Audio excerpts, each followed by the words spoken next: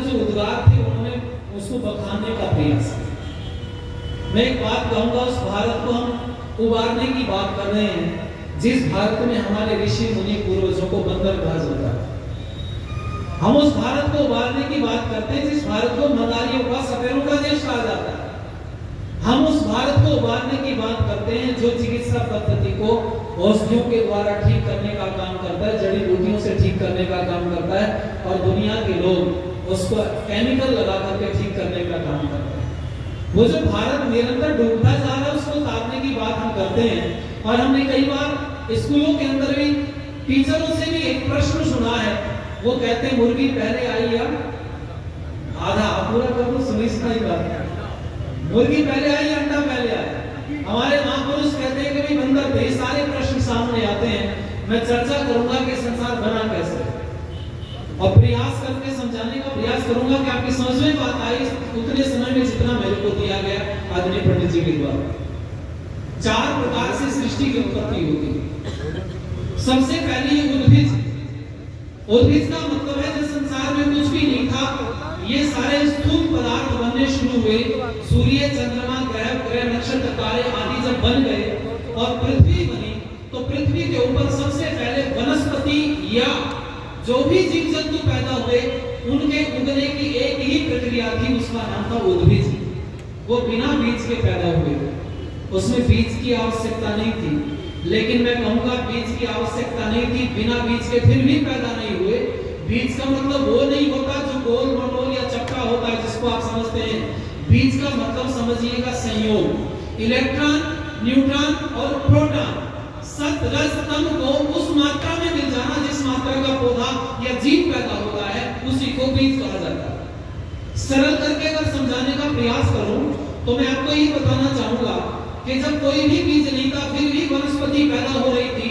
जब कोई माता पिता या नर माताएं नहीं थी तब भी जीव पैदा हो रहे थे। इस प्रक्रिया का नाम उद्भिज है। दूसरी है जिसको जरायुज भी कहा जाता है। और जरायु यानी कि गांव के बड़े सारे लोग, मैं समझता हूं यहाँ जो जनसंख्या रह रही है वो मिक्स है।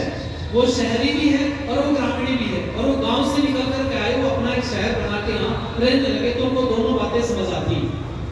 जब गाय भैंस हमारी बच्चा देती है तो उसके बाद में वो एक गंदगी डालती है जिसको आप क्या कहते हैं जी? जेल कहते हैं। उसको जेल शब्द है, उसको जेल बोल दिया गया। वो हमारी भाषा अपनी क्षेत्रीय हो जाती। उसी से जरायुज में यानी कि जेल से निपट करके जो जीव पैदा होते हैं, यानी कि मादा जिन जीवों को सीधा बच्चे के रूप में जन्म देती है उनको जरायुज या पिंडज कहा जाता है। पिंड माने शरीर होता है, हज माने जन्म। तो शरीर से जो सीधे बच्चे पैदा होते हैं उस प्रक्रिया को पिंडज या जरायुज कहा जाता है। तीसरी प्रक्रिया है जिसको अंडज कहते हैं हम लोग। अंडे से जो जीव पैदा होते हैं उनमें जलचर भी हैं, उनमें जलचर भी हैं, उनमें थलचर भी हैं, उनमें नभचर भी हैं जो आकाश में उड़ते हैं, जैसे छिपकली आदि, अंडा मछली आदि। ये जो जीव पैदा होते हैं मेढक वगैरह के अंडे से पैदा होते हैं, इसको अंडज कहा जाता है। और चौथे हैं स्वेदज। स्वेद यानी कि मलमूत्र पसीने से गंदगी से जो जीव पैदा होते हैं उनको स्वेदज की श्रेणी में रखा गया। ये 4 प्रकार से सृष्टि चलती है। अब प्रश्न यहाँ पर आ जाता है कि जब कोई भी बीज था ही नहीं तो पौधा कैसे जम गया? आपकी जानकारी के लिए बताऊं, वनस्पति पहले पैदा हुई और ये बाकी वाले जो चींटी हैं या और भी जीव हैं बाद में बनने शुरू हुए। वनस्पति पहले है। जिस चीज का हम उपभोग करते हैं वो वस्तु पहले होती है और उसको उपभोग करने वाला बाद में आता है। ये नियम संसार का है। इस नियम पे ज्यादा दिमाग लगाने की जरूरत नहीं है। जब गाय या भैंस हम लोग पालते हैं, वो पहली बार जब बच्चा देती है तो बच्चे के जन्म से पहले परमात्मा उसके थनों के अंदर दुग्ध को पहले से भेज देता है। पता चला उपभोग करने वाला, उसको दुग्धपान करने वाला बाद में आएगा, और दूध की व्यवस्था बोलो जरा पहले। ये जीव बाद में पैदा हुए। परमात्मा ने जीवों की जो खाने का भोजन आदि था, रहने की व्यवस्था थी, उस सारे एटमॉस्फेयर को, वातावरण को परमात्मा ने क्रिएट कर दिया, बना दिया। आप कहोगे कैसे? बड़ा सिंपल है, समझाने का तरीका आप समझो। थोड़ी सी मिट्टी ले लो आप, और मिट्टी को लेकर के आप क्या काम करें? एक गमले में भर के रख दो और आप उसको छोड़ दीजिए। एक बरसात उतर जाने दीजिए, क्या होगा उस मिट्टी में? बोलो, जमेगा कुछ ऐसे रहेगी। अच्छा, इसी मिट्टी को, सूखी मिट्टी को आप पानी मत लगने देना, घर में रख रहे हैं कोने में, जहां नमी बिल्कुल ना जाए, तो जमेगा क्या? बोलो। अब इसके साथ साथ कुछ समझते चलिएगा, साथ में आपको कठिनाई नहीं आएगी, मैं दोनों प्रस्तुत कराऊंगा। एक व्यक्ति ने कहा जी आप ऐसे ही समझा रहे हो हमें, जो मिट्टी हमने रखी थी ना उस मिट्टी में बीज था पहले से। क्योंकि तर्क करने वाले बड़े लोग होते हैं और सम्मान करना चाहिए उन लोगों का जो तर्क करते हैं, क्योंकि ऋषियों ने कहा है तर्कों में ऋषि, जो तर्क की बात करे या जो तर्क करे उसी को ऋषि माना जाता है। अब मैं आपसे कहूंगा उस मिट्टी को आप छान ले, छान के गमले में भर दें, कोई बात नहीं।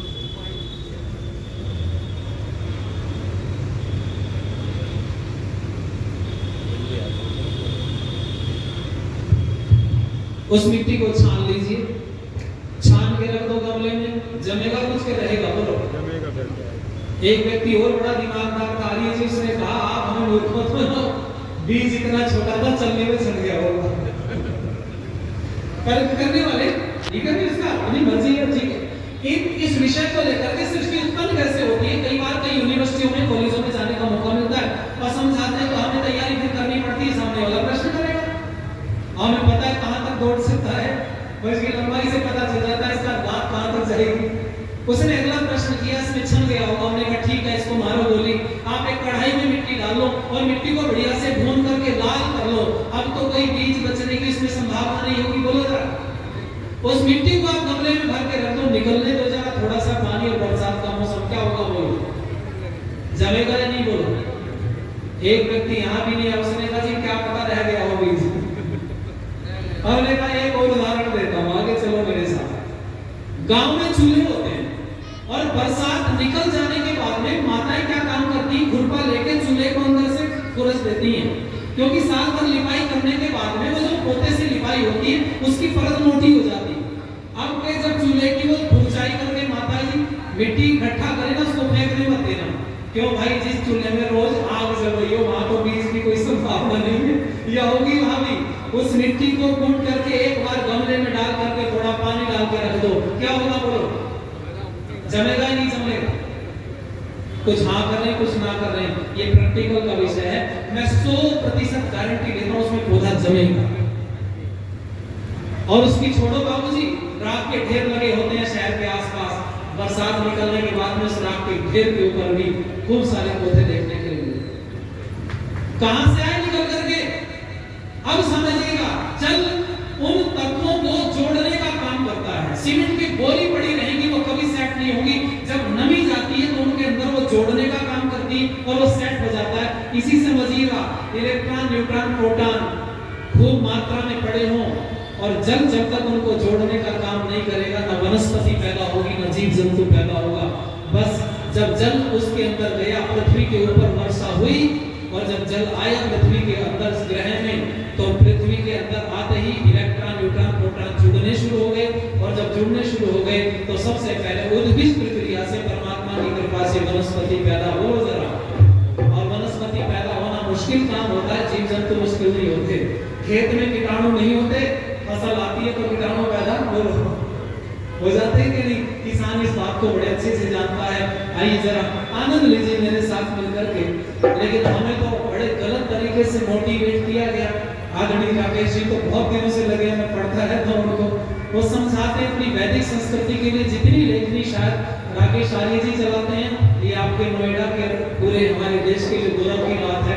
मैं विश्व की बात कर रहा हूँ, पूरे विश्व में वैदिक विचारधारा पर इतने नवीन विचार शायद कहीं से उत्पन्न नहीं होते मेरी जानकारी में। एक बार करतल ध्वनि से आप लोग स्वागत कीजिए हमारे बीच। और मैं कहूंगा आप लोगों से, जरा हमारी राजनीति बिगड़ गई जिसकी वजह से हमारे ऊपर आक्षेप किए गए, नहीं तो जो विचारधारा हमारे पास में थी उसका कोई मुकाबला नहीं। आइए जरा आनंद लीजिए, आपको अच्छा लगेगा कि सत्ता में एक के बाद आते चले गए, इस देश को कंगाल बनाते चले गए, इस देश को कंगाल बनाते चले गए, सत्ता में एक के बाद काटे चले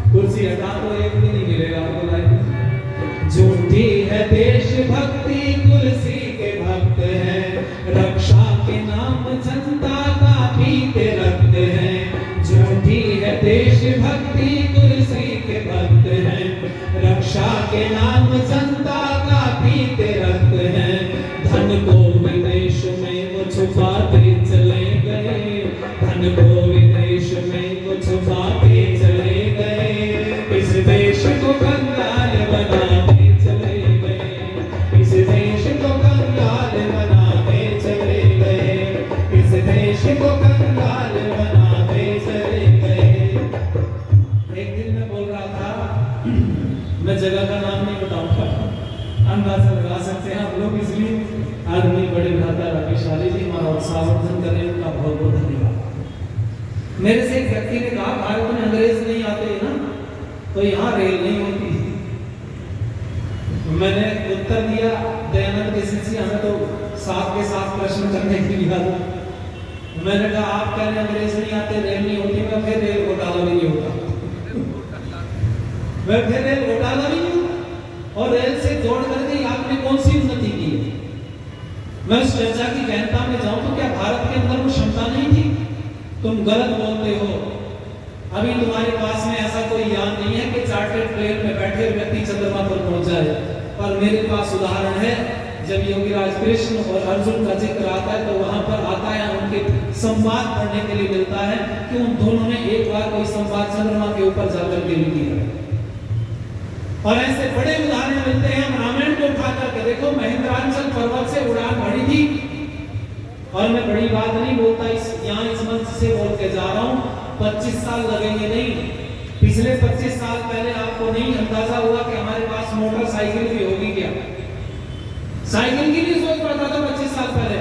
आज आपके पास में इतनी बढ़िया बढ़िया गाड़ी है और 25 लगेंगे नहीं आने वाले, सबके पास में अपने उड़ने के यान भी होगी। मेरी बात है, ये विकास तेजी के साथ साथ इसमें अंग्रेज कहां से बीच में आ गया?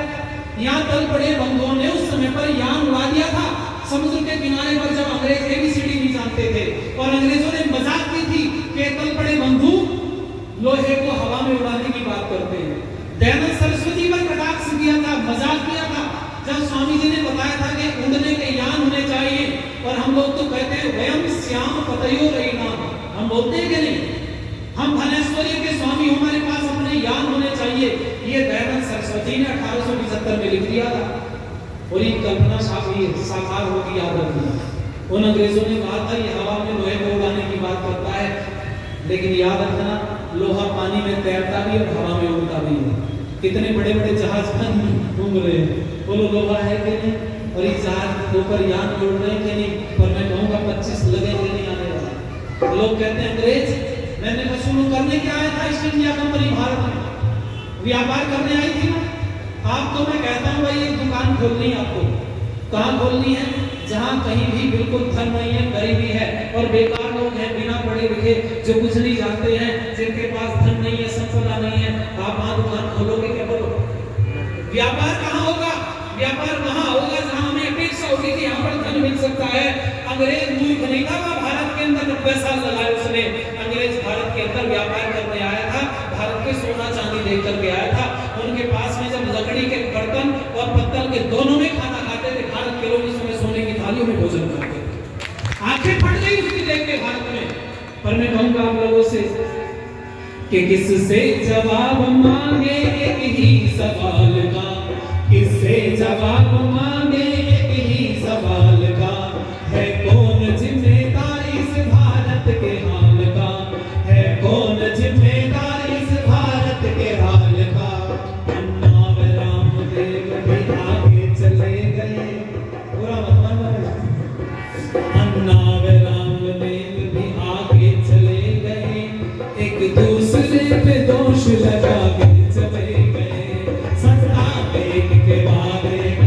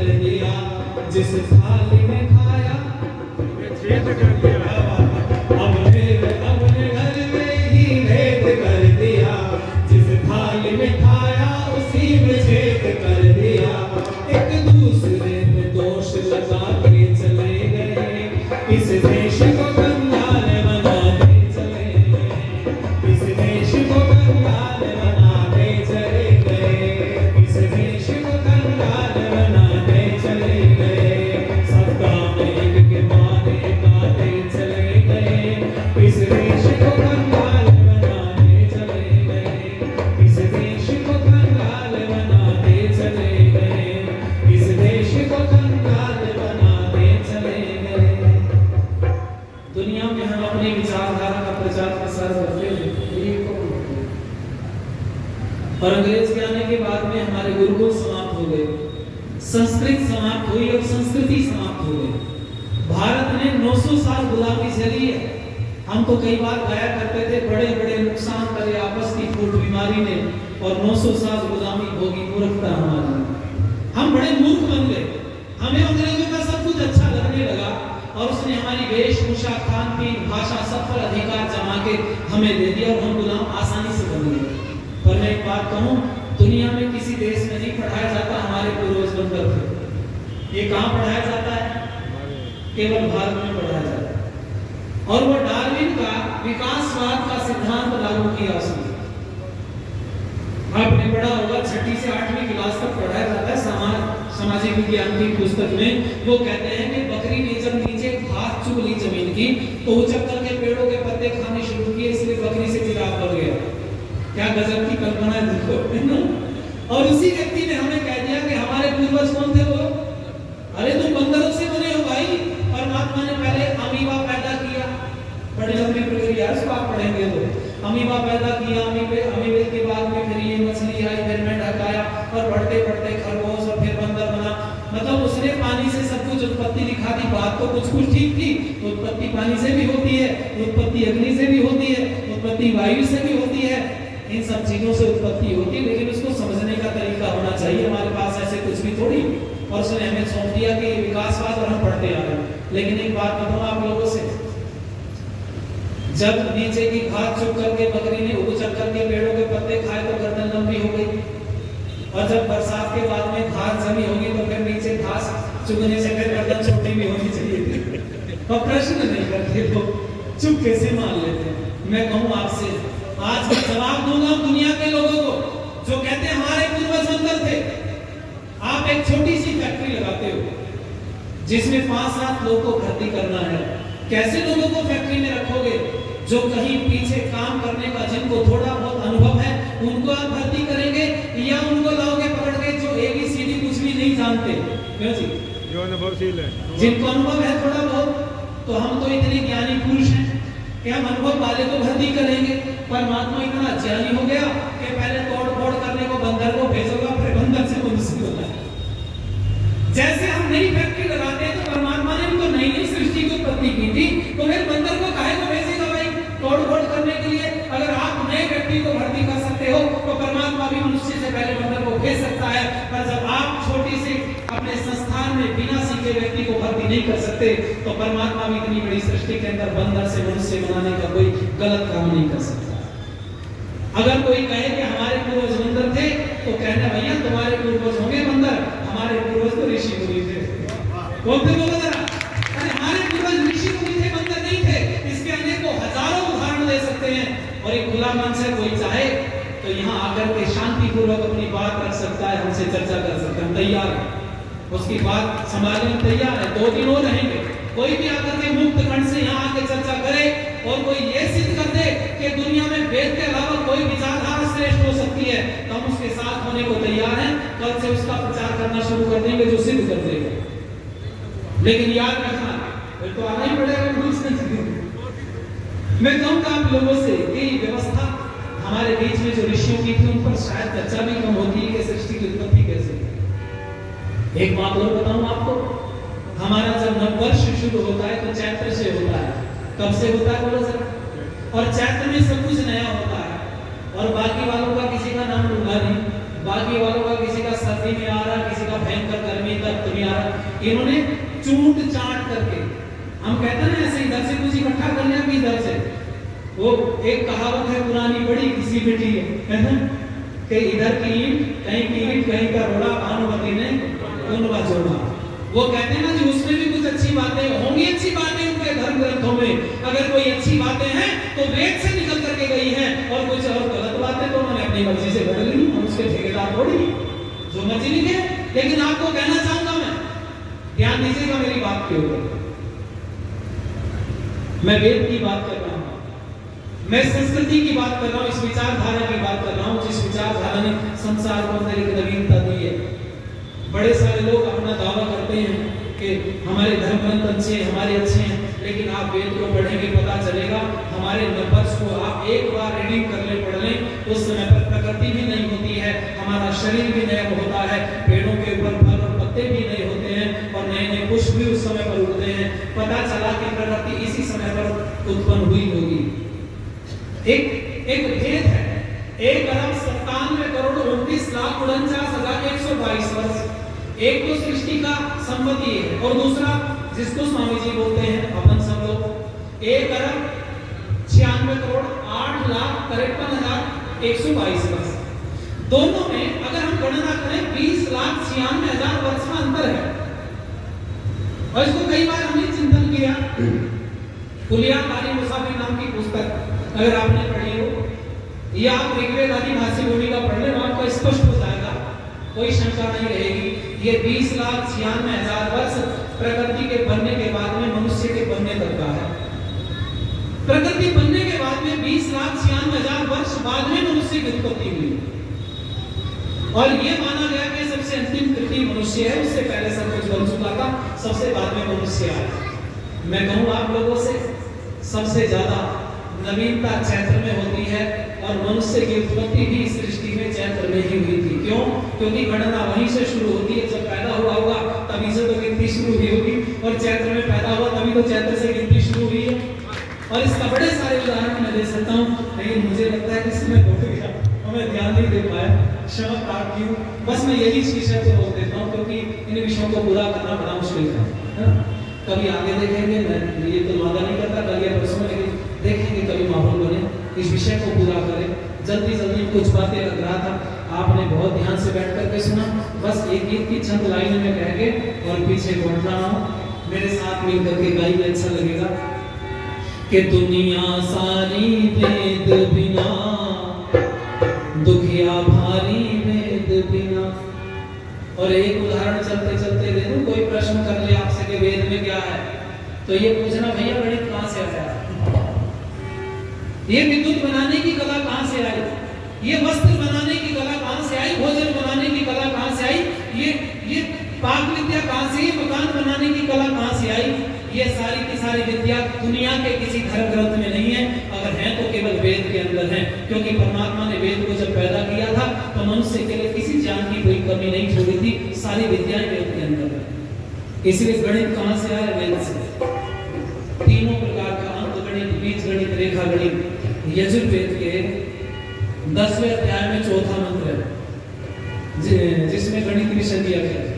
एकस्समे त्रिकस्समे चतुर्दशमे पंचमे पंचमे सप्तमे सप्तमे नवमे नवमे एकादशमे, उसमें विषम संख्या दी गई है, और आप पढ़ोगे तो आपको आनंद आएगा। एक पुस्तक है ऋग्वेद आदि भाष्य भूमिका, जो नौजवान ये जानना चाहते हैं कि वेद के अंदर क्या है, तो उनके हाथ में पुस्तक पकड़ा दीजिए, नहीं तो इस मोबाइल पर आजकल प्ले स्टोर पर सारी पुस्तकें उपलब्ध हैं। ऋग्वेद आदि भाष्य भूमिका अगर कोई पढ़ लेगा तो उसके सामने कोई दूसरा धर्म ग्रंथ की चेकी नहीं बगा सकता व्यक्ति, उसको पता चल जाएगा वेद के अंदर क्या है। इसलिए चर्चा का समय नहीं है कि दुनिया सारी वेद बिना, दुखिया भारी वेद बिना। आज विश्व के घर घर अंदर आहो जारी वेद बिना, दुनिया सारी वेद बिना, दुखिया भारी वेद बिना। आज विश्व के घर घर अंदर, आज विश्व के घर घर अंदर हरी बीमारी वेद बिना, दुनिया सारी वेद बिना, दुखिया भारी वेद बिना, दुनिया सारी